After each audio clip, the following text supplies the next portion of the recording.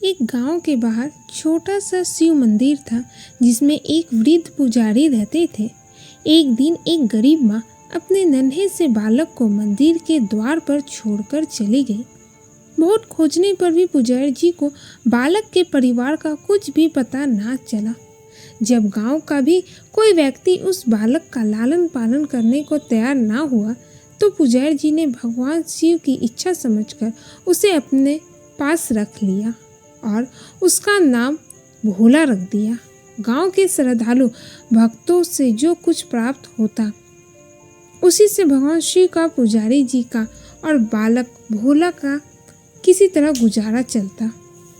यदि किसी दिन कम भी पड़ता तो पुजारी जी बालक और भगवान को भोग लगाकर स्वयं गंगा जल पीकर रह जाते। धीरे धीरे भोला बड़ा होने लगा। अब वो पुजारी जी के कामों में हाथ बटाने लगा। वृद्ध पुजारी जी के थके हारे हाथों को कुछ आराम मिलने लगा, इसलिए उन्होंने भोला को मंदिर की सफाई, भगवान शिव की पूजा, उनको भोग लगाने और उनकी आरती करने की विधि अच्छी प्रकार समझा दी।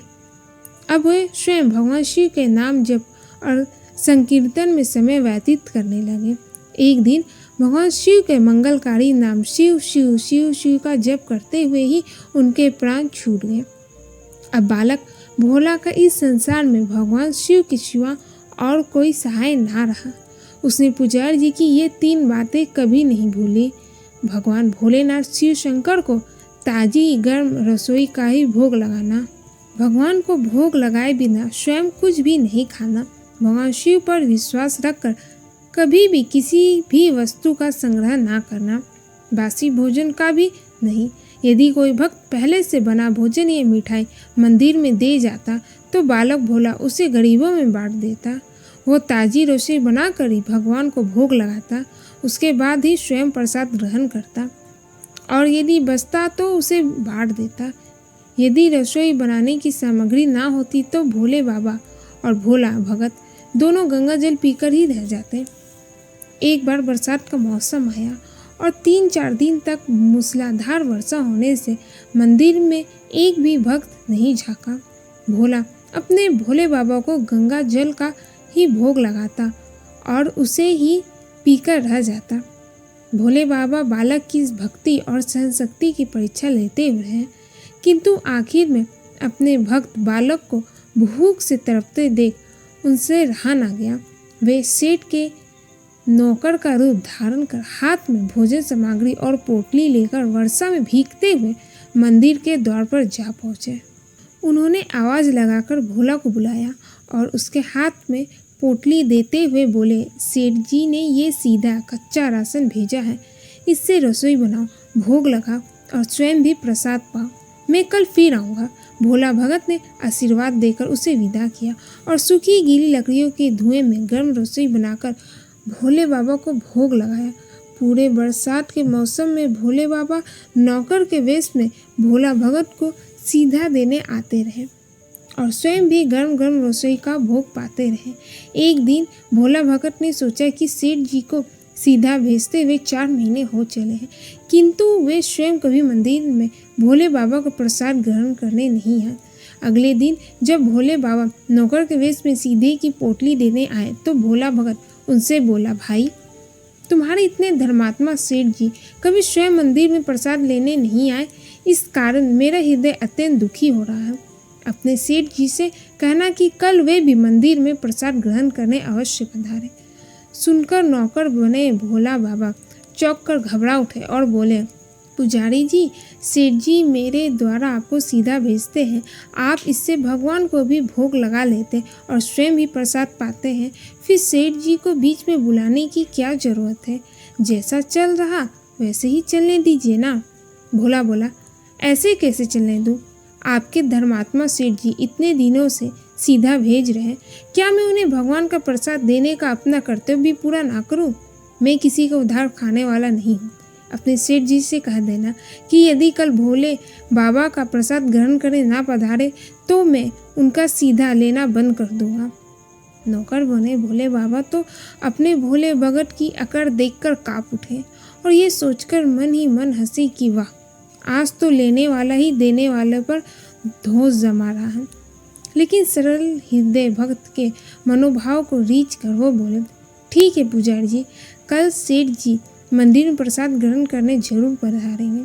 दूसरे दिन बड़े सवेरे ही भोले बाबा नौकर के वेश में दूध और बहुत सारी भोजन सामग्री लेकर मंदिर पहुंच गए। भोला चौंकते हुए बोला, भाई आज इतना सारा सीधा किस लिए ले आए? नौकर बने भोले बाबा बोले, पुजारी जी भूल गए क्या, आज अपने सेठ जी को प्रसाद के लिए बुलाया है, इसलिए आप छक्कर रसोई बनाइए और भोले बाबा को भोग लगाइए। हाँ, ये तो बता दीजिए कि सेठ जी किस समय पधारे? भोला ने प्रसन्न होकर उन्हें सेठ जी के आने का समय बता दिया। अब भोला भगत की इच्छा पूर्ण करने के लिए भोले बाबा कैलाश पर सेठ का रूप धारण करने लगे। इधर अपने स्वामी को एक प्यारे भक्त के यहाँ जिमने जाने का समाचार सुनकर ममतामयी अन्नपूर्णा माँ पार्वती भी भला कैसे पीछे रहती। वह भी पति की आज्ञा लेकर सेठानी का रूप धारण करने में जुट गई। भोले बाबा ने अपने गले से मुंडों की माला उतार दी, शरीर पर लगी भस्म, कमर पर पहना हुआ बाघंबर और बाहों और कानों में पहने सांपों के हार भी उतार कर रख दिए। उन्होंने एक मखमल का सुंदर कुर्ता धारण कर लिया, अपनी जटाएं सीधी कर गंगा और चंद्रमा को उनमें छिपा लिया और ऊपर से एक सुंदर रंग बिरंगी पगड़ी पहन ली। सदैव नंगे पैर विचरण करने वाले शिव जी ने आज अपने पैरों में रेशमी जूतियां धारण कर ली, हाथों में त्रिशूल और डमरू भोले बाबा ने नंदी के हाथ में थमा दिया और अपने हाथ में एक सुंदर छड़ी लेकर पार्वती जी के तैयार होने की प्रतीक्षा करते हुए कैलाश पर चहलकदमी करने लगे। इधर पार्वती जी घंटों से मेकअप करने में जुटी हुई थी। उन्होंने आज अपने पति देव के नगर में बनी सुंदर बनारसी साड़ी निकाल कर पहनी, जिसका रंग सेठ बने शिव जी के कुर्ते से मैच कर रहा था। उन्होंने सोने चांदी हीरे के जगमगाते हुए आभूषण धारण कर लिए, पैरों में सुंदर सैंडल पहन ली, बगल में सुंदर सा पर्स दबा लिया और भोले बाबा के बार बार आवाज लगाने के बाद श्रृंगार कक्ष से बाहर निकल कर आई। जब पार्वती जी और शिव जी ने एक दूसरे को सेठ सेठानी के वेश में देखा तो वे चकित होकर एक दूसरे को निहारते ही रह गए। दोनों एक दूसरे को देखकर निहार हुए जा रहे थे। इससे पहले उन्होंने कभी एक दूसरे को ऐसा सुंदर रूप देखा ही नहीं था। जब भगवान गौरी शंकर सेठानी सेठ का रूप धारण कर कैलाश से अपने भक्त यहाँ दावत उड़ाने चले तो गणेश, कार्तिकेय, नंदी, ऋषि मुनि, देवता देवांगन भी उन्हें देखकर ढगे से रह गए। सेठ बने शिव जी अपने हाथ में ली हुई छड़ी को आधा से घुमाते हुए पृथ्वी पर टेकते हुए चल रहे थे और उनके पीछे पीछे बगल में पर्स दबाए अपनी सैंडल से टक टक और पायलों से छन छन की मधुर ध्वनि करती हुई माँ पार्वती सेठानी बनी हुई चल रही थी। इधर भोला भगत आज सुबह से ही सेठ जी के स्वागत में भांति भांति के पकवान बनाने में जुटा हुआ था। अपने भोले बाबा का भोग तो वो चलते फिरते बना लेता था, किंतु आज उसे कई महीने से भगवान को भोग लगाने के लिए सीधा भेजने वाले सेठ जी को भगवत प्रसाद देना था। अतः आज उसने अपनी सारी पाक कला झोंक डाली थी। उसने सेठ जी द्वारा भेजे हुए चावल धोकर खीर बनाई, उसे धीमी आंच पर पकाकर गाढ़ा कर लिया। उससे सेठ जी द्वारा भेजे हुए पिस्ते, बादाम, केसर, चिलकोंजे, किशमिश डाले। मिर्च और अदरक को कूटकर उसे बाजरा, बेसन और गेहूं के आटे में भर भर कर मोटे मोटे मिस्से टिक्कर बनाए। रसोई बनाकर भोला भगत पुनः स्नान करने चला गया ताकि स्वच्छ वस्त्र पहनकर भोले बाबा को भोग लगा सके और सेठ जी को उनका प्रसाद पवा सके।